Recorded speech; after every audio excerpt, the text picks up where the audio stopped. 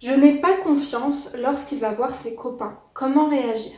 Bonjour à toi, j'espère que tu vas bien et bienvenue sur ma chaîne YouTube qui te parle d'amour et d'amour de soi.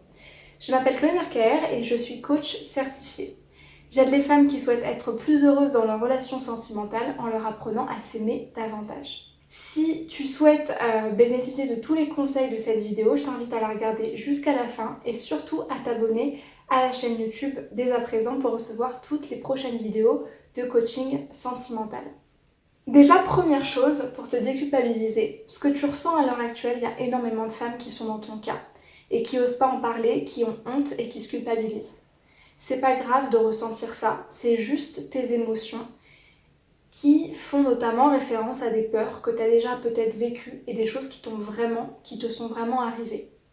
Ce qu'il faut simplement que tu comprennes par rapport à la confiance en l'autre, c'est qu'il y a le plan personnel, c'est-à-dire que si tu n'as pas confiance en toi et que tu n'as pas guéri des blessures que tu avais intérieurement, tu n'auras pas confiance en l'autre, même si celui-ci est cohérent, rassurant et que tu sais que tu peux lui faire confiance. Et deuxième chose, c'est que même si tu as confiance en toi, mais que l'autre n'est pas cohérent, qu'il ne te rassure pas et qu'il ne te donne absolument pas confiance en lui, tu ne pourras pas lui faire confiance. Parce que justement, il y aura des preuves qui te montreront que tu ne peux pas lui faire confiance. Une des possibilités de ta situation, c'est que l'homme avec qui t'es ne te donne pas confiance, te donne des raisons sérieuses de douter de sa fidélité et des mensonges qu'il peut te donner ou pas, auquel cas une communication importante avec des limites s'impose.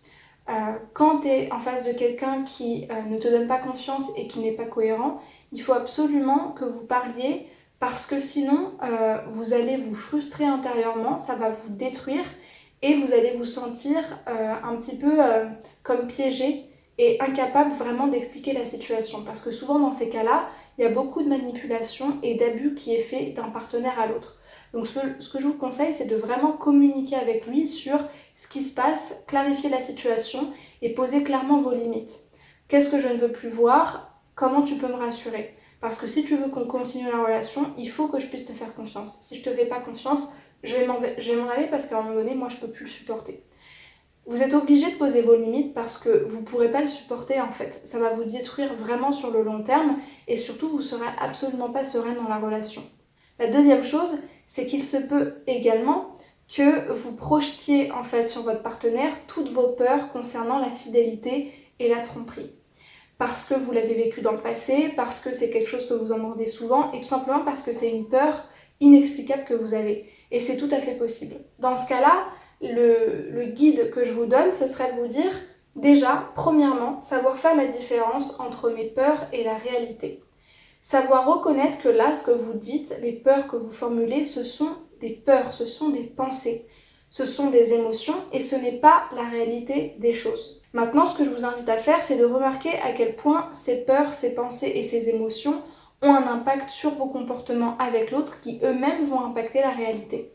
Parce que je pense que mon partenaire me trompe ou j'ai peur d'être trompée, alors je vais adopter un comportement de méfiance, un comportement où peut-être je vais soupçonner l'autre, ou peut-être je vais le critiquer, ou peut-être je vais le culpabiliser, et à long terme, ça va bousiller ma relation, et peut-être même qu'il va y avoir quelque chose de l'ordre de finalement ma peur se réalise parce que j'aurais trop poussé dessus. La deuxième chose, c'est de ne pas hésiter déjà à le dire à votre partenaire parce qu'il n'y a pas de honte à avoir, ça arrive à tout le monde d'avoir des peurs, et que ça a beaucoup plus de chances de vous rapprocher et d'expliquer à votre partenaire pourquoi vous adoptez ces comportements-là, et surtout ça peut surtout faire en sorte que vous trouviez une solution, comme par exemple le fait que votre partenaire vous rassure avec des preuves concrètes qui puissent vous permettre vous de faire confiance et lui finalement de mieux savoir comment vous parler, comment communiquer pour qu'il garde sa liberté et en même temps pour que lui se sente capable de continuer à faire des choses qu'il a tout à fait le droit de faire. Donc ne pas hésiter à communiquer en lui exposant clairement de quelles preuves vous avez besoin pour être rassuré. Rassurer ne veut pas dire avoir le droit de harceler l'autre et d'être obsédé par lui le temps qu'il aille voir ses copains jusqu'à ce qu'il rentre à la maison. Ça, c'est pas ok. Pourquoi? Parce que ça va empiéter sur votre relation, sur la liberté de l'autre et en fait, plus vous focalisez votre attention sur une obsession, plus cette obsession-là, elle va grandir et plus le doute que vous allez avoir va grandir de manière complètement irrationnelle. Tenez-vous-en aux faits, aux preuves que vous avez et surtout à cette différence entre peur et réalité. Et enfin, la dernière solution que je vous donne concernant les angoisses que vous pouvez avoir, c'est de vraiment faire l'effort qui est très dur quand on a ce genre d'angoisse et qu'on a ce genre de pensée comme ça obsédante qui arrive très vite, c'est de faire l'effort de trouver la meilleure théorie. Est-ce que de penser que finalement, parce qu'il rentre plus tard ou qu'il a éteint son téléphone et qu'il lit pas ses messages le soir ou il va voir ses potes, il me trompe, c'est forcément la meilleure théorie, la plus objective, plutôt que de penser que par exemple, il avait plus de batterie, il n'a pas le temps de regarder ses messages, il a envie d'être tranquille et de profiter avec ses copains donc il ne regarde pas mes messages et ça n'a rien à voir avec moi. Je sais que c'est dur, mais en même temps vous devez faire ça parce que c'est aussi ça, prendre votre part de responsabilité et vouloir changer pour le mieux. Parce que finalement ça va vous servir plus à vous et aussi plus à votre partenaire. Mais je pense qu'une des solutions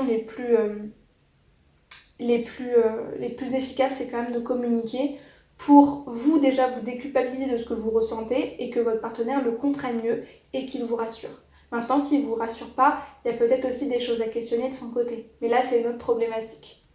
J'espère que cette vidéo vous aura aidé. Si c'est le cas, n'hésitez pas à la liker, à vous abonner à la chaîne, à la partager et à me laisser un commentaire si vous avez des questions. Pour celles qui souhaitent être accompagnées en séance de coaching pour apprendre à développer leur estime d'elles-mêmes, à avoir plus de sécurité affective pour se sentir plus sereine et plus en confiance dans leur relation amoureuse, je vous propose de réserver un bilan sentimental offert. C'est un appel dans lequel on va faire le bilan de votre situation et qu'on va trouver vos solutions et qu'on va creuser quels sont vos besoins et vos problématiques. Et pour celles qui veulent faire partie de ma communauté rapprochée, qui est donc ma liste privée à qui j'envoie un mail toutes les semaines pour leur donner des retours d'expérience que je ne transmets pas sur les autres plateformes avec des conseils exclusifs et surtout des promotions sur mes dernières offres d'accompagnement, je vous invite tout de suite à la rejoindre en cliquant sur le lien qui se trouve en description de la vidéo. Vous pouvez aussi me retrouver sur mes différents réseaux sociaux et je vous mettrai tous les liens de la même manière en description de la vidéo. Merci beaucoup pour votre attention, prenez bien soin de vous et à très vite pour une prochaine vidéo de coaching sentimental.